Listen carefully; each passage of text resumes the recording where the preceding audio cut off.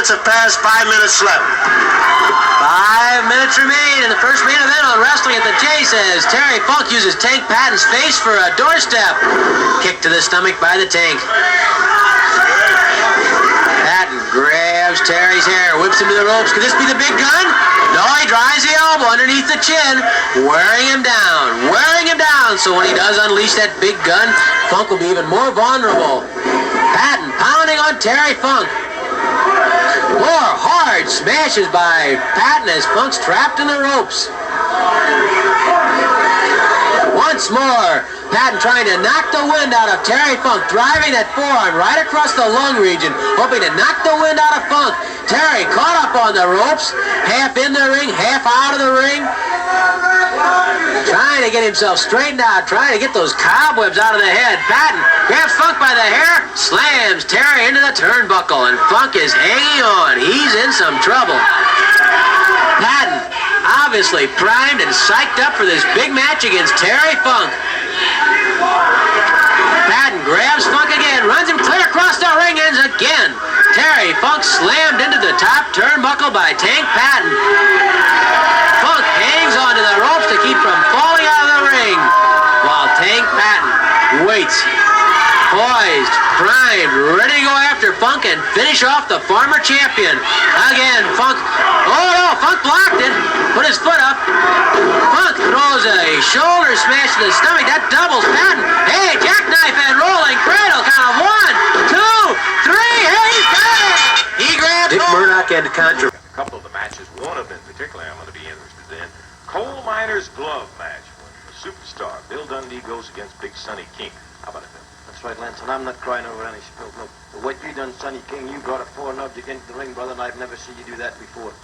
I'm not saying you're scared of me, but maybe you're getting old, I don't know. Well, let's both have it, brother. Let's take this glove and put it up on a pole.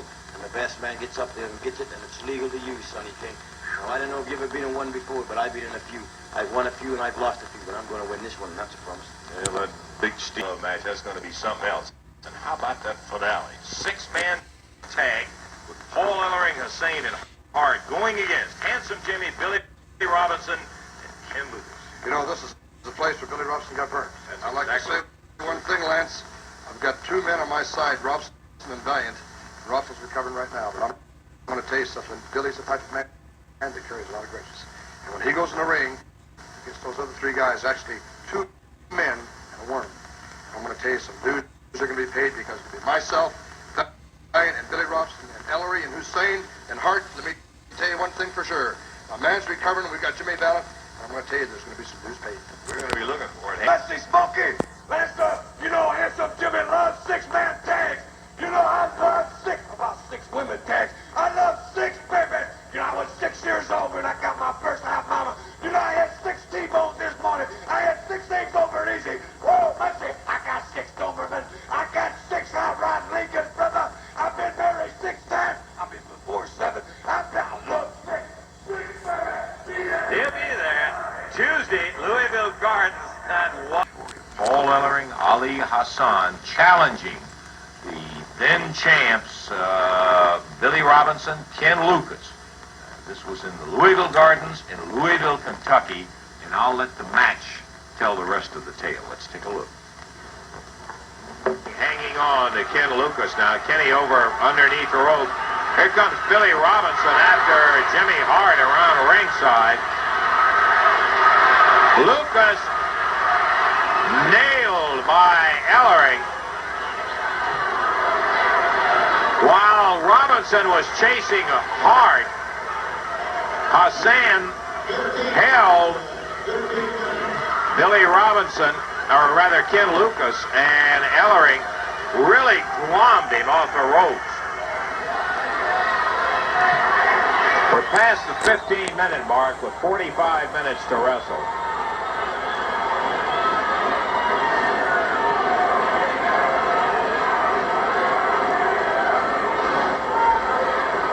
Ken's head slammed into the turnbuckle.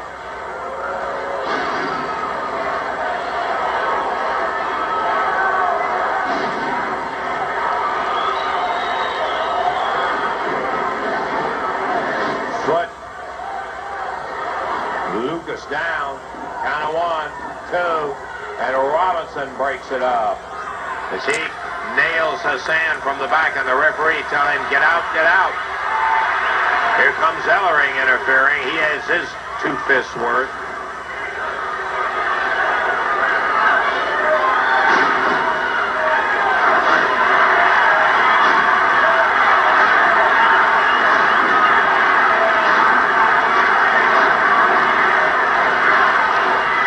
Count of 1. Oop. Hassan had a 2 count. Maybe a 3, but Billy broke it up. Ellering laces him.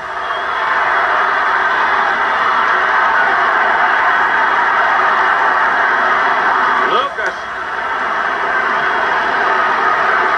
Nailed by Ellering. Comes back at him. Hops in one.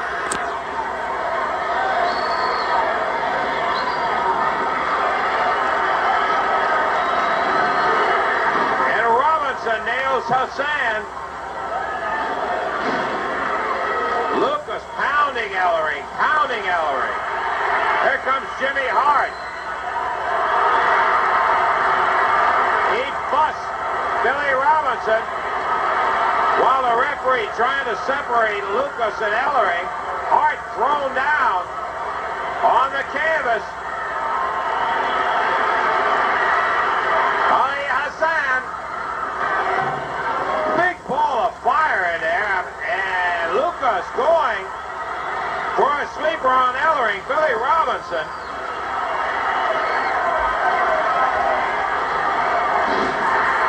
Hassan pushed down. Hard up again. Breaks the stick over Lucas. Jumps out of the ring.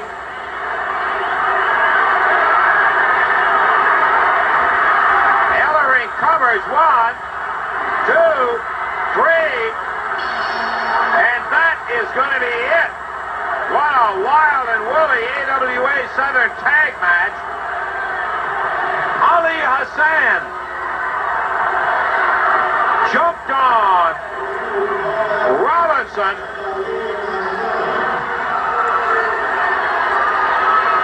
Fired some fire at him. Really caught him, it looked like, with a ball of fire.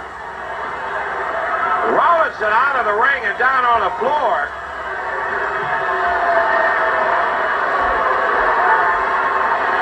And now, Hassan and Ellering,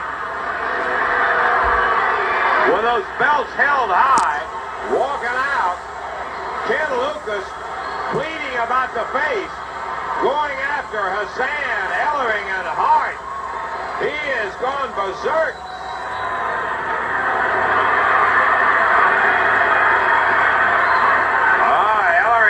Him from behind. Hart takes a shot at him.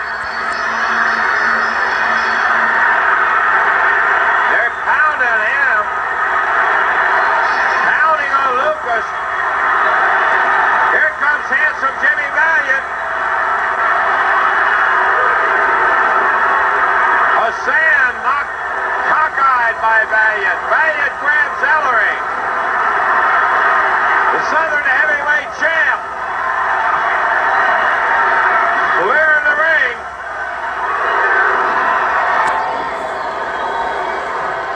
Puts Ali Hassan down. I have still seen no sign of Billy Robinson. Going against him from Nashville, Tennessee, 193 pounds, Rick Morton. This is a 1-fall, 10-minute time limit match. Referee Paul Morton. Okay, we're about ready for it as Rick Morton getting his jacket off. Buddy Wayne now unpeeling, and we're ready to go with fine action. Countdown. Referee says do it. We're doing it, Dave. Buddy Wayne, lots of weight advantage on Rick Morton, but Rick Morton, one of the fastest wrestlers anywhere around, should be a good match.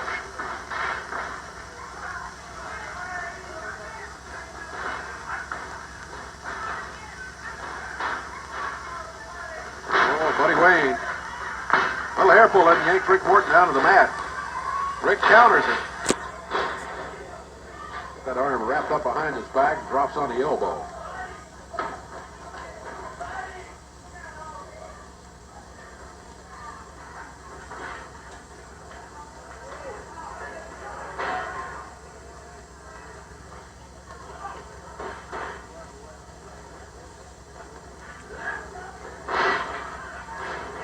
Rick Morton, oh, flips Buddy Wayne coming off the ropes.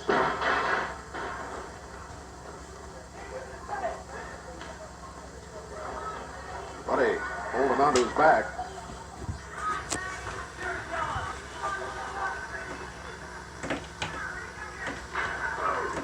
Buddy grabs Rick Morton's left arm. Down to the mat, Rick Morton. Buddy Wayne gets the head scissors on him.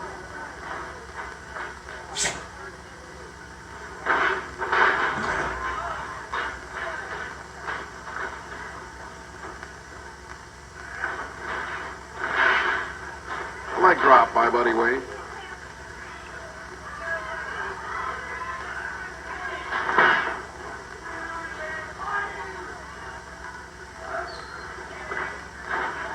Morton hanging on to Buddy Wayne. Buddy trying to grab that headlock. Rolls under the ropes.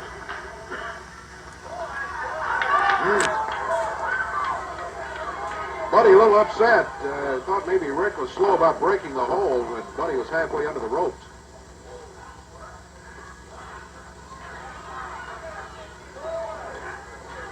Rick Morton with a headlock on Buddy Wayne. 2 minutes, 20 seconds gone.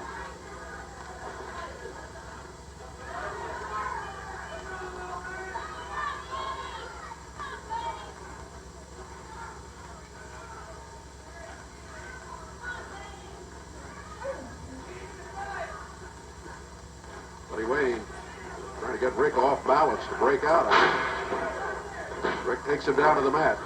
Buddy Wayne rolls the shoulders down. He's pulling the trunks, no doubt about it. Right in front of the camera. And again, see Buddy Wayne pulling those tights, adding downward pressure to try to hold Rick Morton's shoulders on the mat for the 3 count.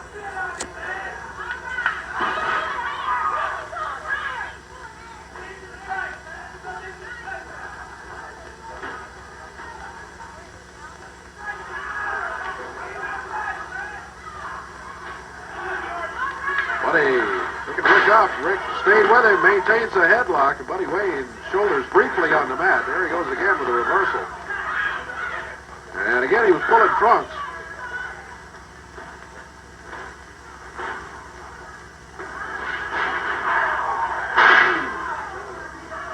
Rick slammed into the turnbuckles, his shoulder leading the way.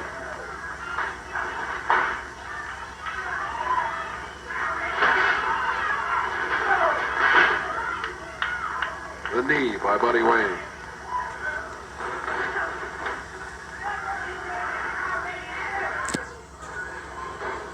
Morton off the rope, steps over, presses him down to the mat. 2, 3, that's it.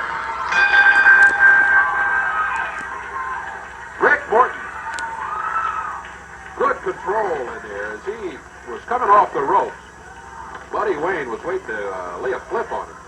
Championship Wrestling. I tell you, 6-man tag team match introducing at a total weight of 725 pounds on the left of your screen. From Jackson, Tennessee, David Schultz. From North Carolina, Dennis Condrey. And from McCall, Louisiana, Sonny King. At a total weight of 668 pounds. From Pensacola, Florida, Rick and Robert Gibson. And from Australia, Bill Superstar Dundee.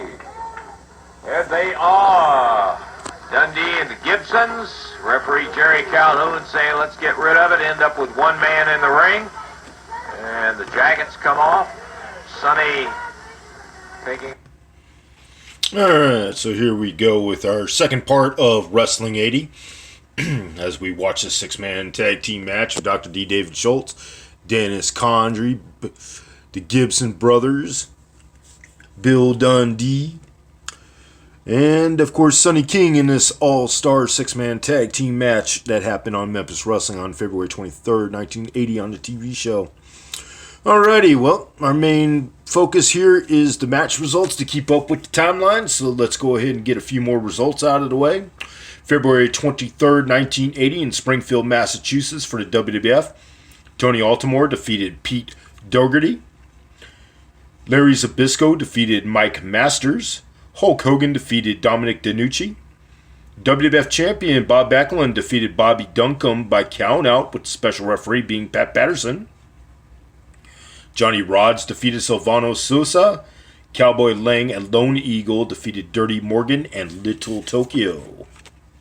Also for the WWF on that day, on February 23rd in Baltimore, Maryland, Larry Sharp defeated Jose Estrada in 17 minutes 14 seconds. Nikolai Volkov defeated Baron Mikhail Skaluna by disqualification in 10 minutes 43 when Skaluna was caught using a weapon. Bruno Sammartino fought a double countout with Ken Patera in 18 minutes 38 seconds. Bulldog Brower defeated Angelo Gomez in 11:01. Rene Goulet defeated Hussein Arab, the future Iron Sheik, by disqualification in 13:18 when Hussein hit the referee. Afan Sika defeated tag team champions Ivan Putski and Tito Santana by countout, 10 minutes 40 seconds. We're going to start February 24th, 1980 in Orlando, Florida in a Texas death match. Florida champion Manny Fernandez defeated Bad Leroy Brown. Jack Briscoe and Mike Graham teamed up to defeat Bugsy McGraw and Super Destroyer. Jerry Briscoe over Stanley Lane. Brian St. John over Don Diamond. Twin Devils defeated Hector Guerrero and Mike Miller. Jeff Ports defeated Terry Taylor. Frank Monty over Barry Windham, and Butcher Brannigan fought a draw with Don Serrano. February 24, 1980, Spartanburg, South Carolina for the Mid-Atlantic Territory. Jim Brunzell, Blackjack Mulligan, and Rufus R. Jones teamed up to defeat Paul Jones and the Masked Superstars. Ox Baker defeated Pedro Morales.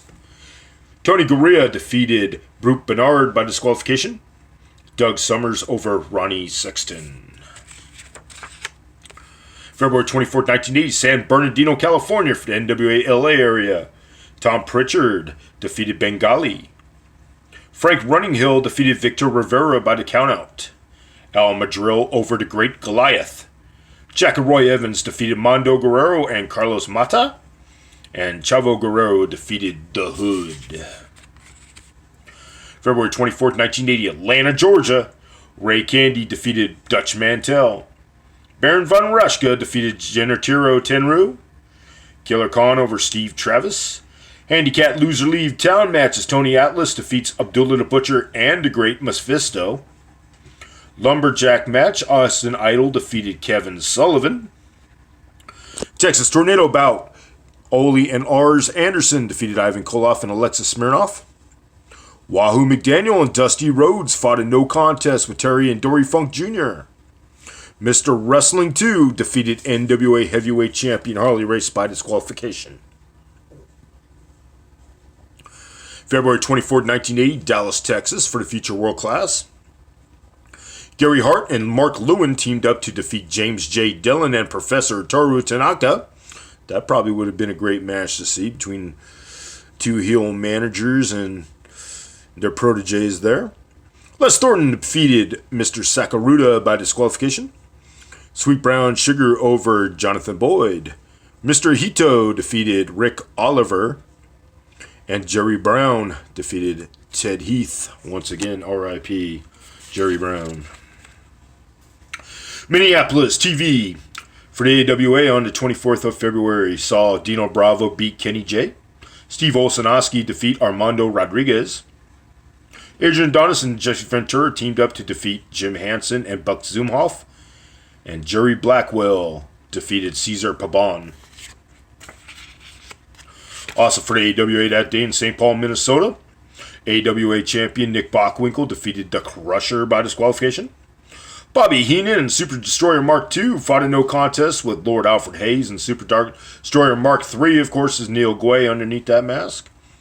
Steve Olsonowski defeated Chris Markoff, Adrian Adonis defeated Mad Dog Vachon. Jerry Blackwell defeated Steve Olsonowski. February 24th, 1980 in Wheeling, West Virginia for the WWF.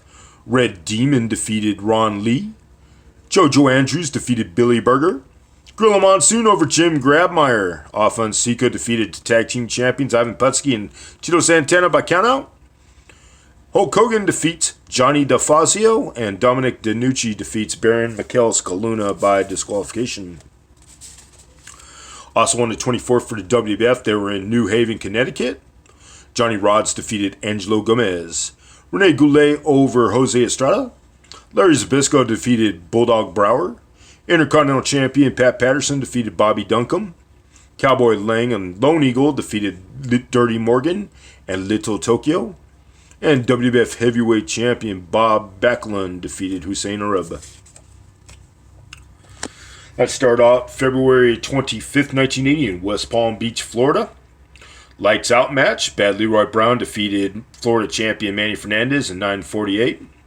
Super Destroyer fought a double countout with Jack Briscoe in 8:30. Bugsy McGraw and Nikolai Volkov defeated Don Diamond and Jim Garvin in 19 minutes. Stan Lane over Terry Taylor in 10:50. Twin Devils defeated Jerry Briscoe and Mike Hammer. Brian St. John needed 11 minutes and 30 seconds to defeat Hector Guerrero. Jeff Ports defeated Don Serrano in 8:20, and Gordon Nelson defeated Barry Windham 9 minutes 15 seconds. Let's do one more card and we'll get to the ending of this match. So let's do Greenville, South Carolina for the Mid-Atlantic Territory on February 25th. U.S. Heavyweight Champion Jimmy Snuka defeats Ric Flair.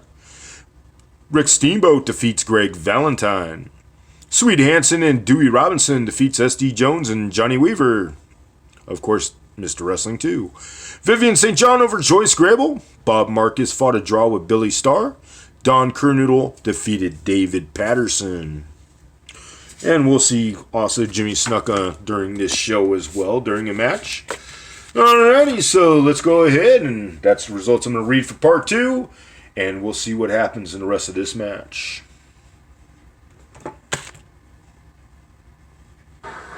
Great six-man action as we thought it would be. And they're both down. Oh, I think Rick nailed his head or his knee. Something happened, and Rick just collapsed over there after he had nailed David Schultz with his shoulder.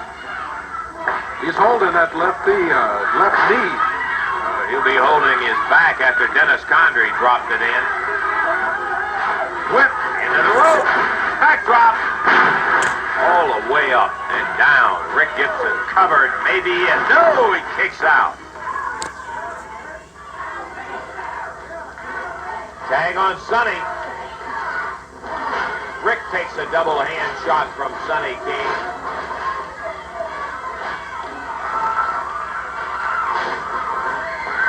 Tag in the corner. Did he miss it or make it? I think he missed it. Because I saw him trying to go back and tag him again. Oh, Sonny.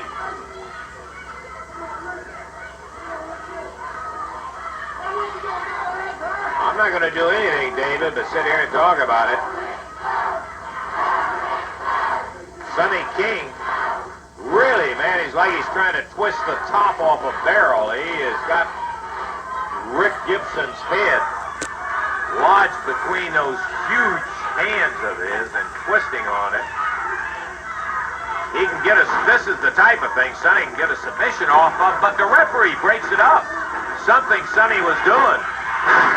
Sonny goes right after Bill Dundee outside the rope.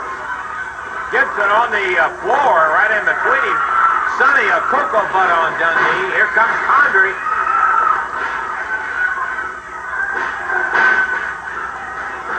Robert Gibson into the turnbuckle. Look! All right, sunset flip in reverse. What a beautiful move from Robert Gibson. Oh, he pulled himself up on the rope, got Condrey underneath, hooked him in a body scissors, rolled him over into the sunset flip pin position, and got a 1, 2, 3, Dave. Great first fall. sitting outside the ring, Jimmy Hart. You're going to be in there and participating. You know, I can't believe this, man. Why do these people want to try to get me in the ring week after week, man? I'm a manager. I sit there, I mind my own business. I'm managing two of the greatest, well, the greatest athletes in the world. But let me tell you something. Since you boys have gone ahead and tried to get me in the ring, you're going to see a new Jimmy Hart this week, baby. You're going to see a fighting Jimmy Hart this week. But these two guys right here are going to take care of the whole party for me because, you know, it's Paul Ellering's birthday. Did you know that? No, I That didn't. night is... Tell him, Paulie, baby. That's right, it's my birthday, and I'm going to celebrate by putting a lot of candles on the cake. And we're going to feed these three little pigs. That's what they are. They're three little pigs. You got Ken Mucus, the ugly pig. You got the disco duck pig. He's dancing. He don't know where he is. He never has both oars in the water at the same time. And you got Spaghetti Arms pig. He can barely hold himself up. Well, we're going to huff, and we're going to puff, and we're going to burn your house down. You can do it, sheep. We're going to do it again. And we're always going to be the champions. We are the champions. Look at this body. We're going to win. Tuesday night. You'll have it all going, right? Ladies and gentlemen, this bout, one fall. Introducing first in the blue corner, from the Lone Star State of Texas, weighing 325 pounds, Black Jack Mulligan Sr. His opponent in the red corner, from weighing 245 pounds, the Oriental Assassin, Ninja. While we watch Ninja disrobe and wait for that puff of green mist, I don't think it has anything to do with the Emerald Isle. Let's go to Billy Red Lyons right now. He has the calendar up, and he's about to check out the latest list of Maple Leaf Wrestling events. I'd like to remind all our fans in the Niagara Falls area that Maple Leaf Wrestling returns to the Niagara Falls Memorial Arena next Wednesday, May 19th at 8:15 p.m. Also, a supercard will take place this coming Tuesday, May 18th in the Oshawa Civic Auditorium. And an action-packed card will be presented this Monday, May 17th in the Guelph Memorial Garden. But tomorrow night in Toronto's Maple Leaf Gardens, Frank Tunney presents another spectacular card. You'll see Kelly Kiniski making his first Toronto appearance. In a TV title match, Ivan Koloff, the champion, risks his title against Outlaw Ron Bass. In the U.S. title match, Sergeant Slaughter puts his title on the line against the #1 contender, Jake the Snake Roberts. And in tag action, we have Nick Bockwinkel and Big John Studd taking on Angelo King Kong Mosca and Blackjack Mulligan Jr. Remember, that all takes place tomorrow night at 8 p.m. in Toronto's Maple Leaf Gardens.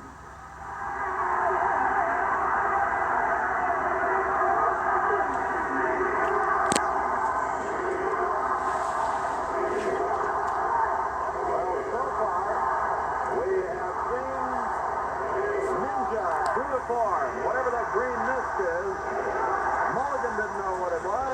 He sits anywhere he wants, and when he sits around, he really sits around.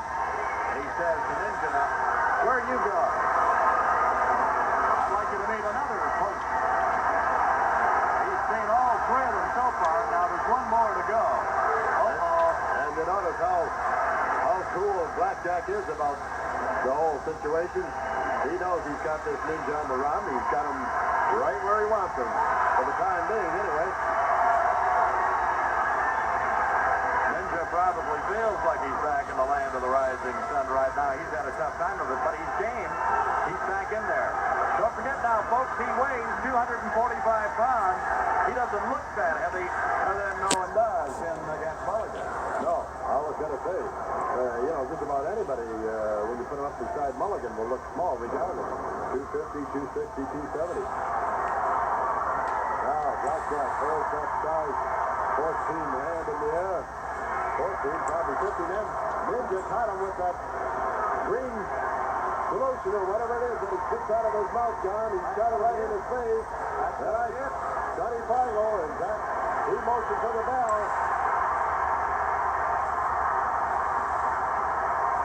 All right, and now here comes Jay Youngblood. Ninja is cut above the head, and Youngblood is in to help out Blackjack Mulligan, who is maybe green Jack Mulligan right now. He is right now, and he doesn't doesn't know where he's at either. He got that right. Flushed in the face. The bulldog got it in his eye. Fargo disqualifies Ninja at 10 minutes, 24 seconds. The winner of the match